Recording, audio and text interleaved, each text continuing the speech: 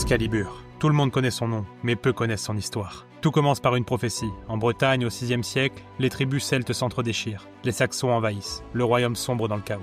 Alors Merlin, le dernier druide, annonce. Un roi viendra, choisi non par le sang mais par l'épée. Une épée plantée dans la pierre. Des années durant, nobles et guerriers tentent de l'arracher. Tous échouent. Jusqu'à ce qu'un jeune écuyer, Arthur, pose sa main sur la poignée. L'épée glisse comme si elle l'attendait. Celui qui tire l'épée sera roi de toute la Bretagne, murmure Merlin.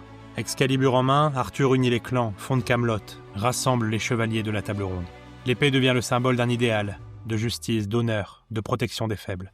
Mais bientôt, Arthur s'exclame. Tant que j'ai cette épée, mon règne est éternel. Merlin le met en garde. L'épée ne fait pas le roi, Arthur. C'est le roi qui donne sa valeur à l'épée. Arthur oublie, l'orgueil le dévore, son royaume se fissure. Face à Mordred, il brandit Excalibur une dernière fois, mais l'épée ne répond plus. Arthur tombe, et dans un souffle, il murmure « Rendez Excalibur aux eaux ». La Dame du Lac surgit, saisit l'épée et disparaît sous les flots. Arthur comprend alors.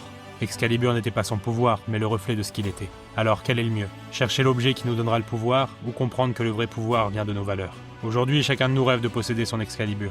Mais comme Arthur, on oublie. Ce ne sont pas nos attributs qui nous définissent, ce sont nos actes.